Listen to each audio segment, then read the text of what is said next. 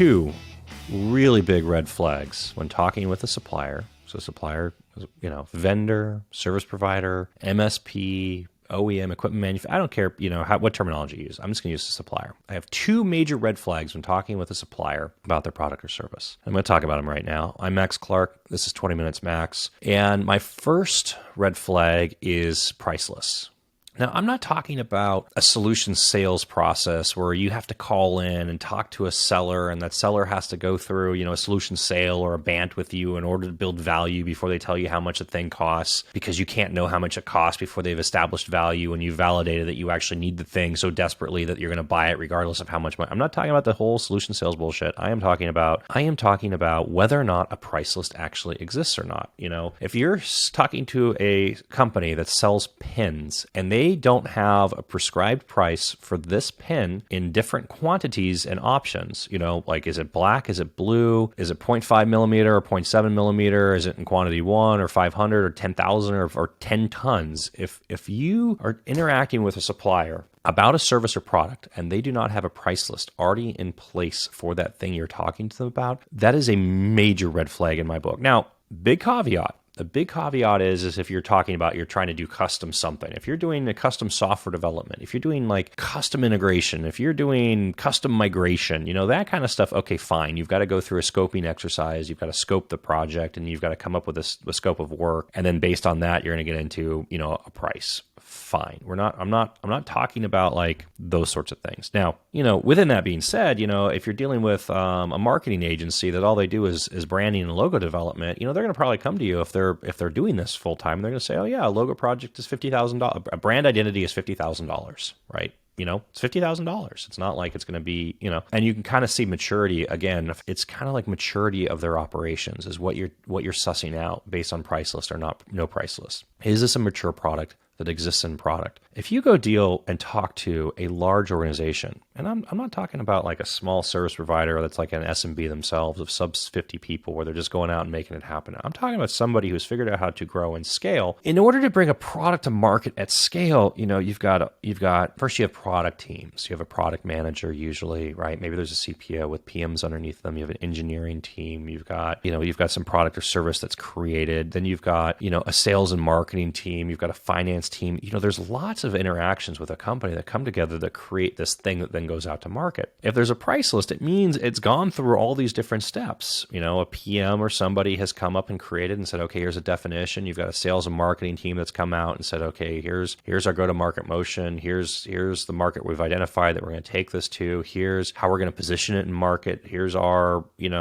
advantages and outcomes that we're providing. You've had finance involvement that understands costing and whether or not they're profitable and what their margin is and what their margin is at different units and different quantities. And, so like, hopefully I'm expressing the point here and you get kind of where I'm going to, when all these things come together, the output of all this stuff is a defined product, a defined service, and a defined price. It has to exist. So if you're talking to a supplier and the supplier doesn't have a defined price, there's a lot of stuff behind it that then is missing, that doesn't exist. This is where I come to and I say, it's a huge red flag for me. Now look, okay, granted, if they're a reseller and they're reselling hardware, there's variability in pricing on hardware based on supply chain and everything else that's going on in the world, but they can turn around pricing to you very quickly if they're an efficient reseller and they know what they're doing. Good VARs have real-time systems.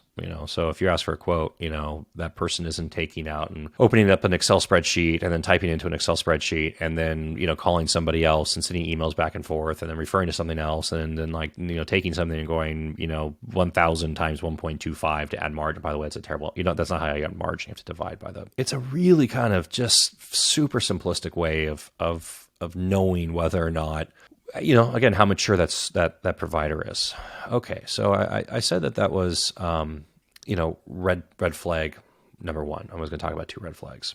So here's my second red flag. And this happened to me not too long ago. If you're talking with somebody and you hear the phrase, we're going to put our A team on this, or we're going to give you, I'm going to put my best people on this. We're going to put our A team on this. Some variation of that statement, right? What I have learned from that is they have just warned you that the experience you have is going to be awful. Why do you have an A team and a B team and a C team and a D team and an F team. Again, an organization, your least common denominator is the quality of your organization, right? And so if you're using phrases with people about like A team or versus a B team versus a C team, it's like, what is the actual lowest common denominator? And like, what do you actually have to have in order to be on the A team? And what I have found consistently is when those phrases come up from a supplier, it's usually that the standard is so low that the people that stand out as that top team are still terrible to work with. They're just better than everybody else that's there. And that standard is just so low that like in order to actually stand out and be better than everybody else that's there, it's just, this has happened to me for,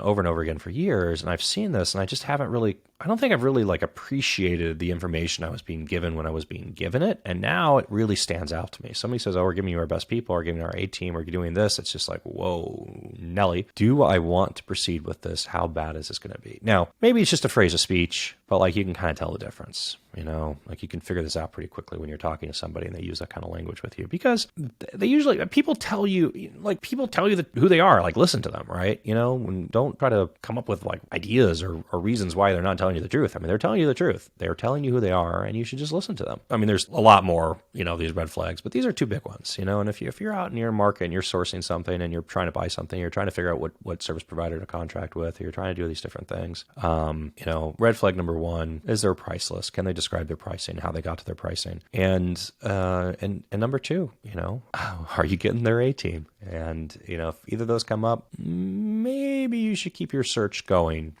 for another option. I'm Max Clark. Those are two of my red flags.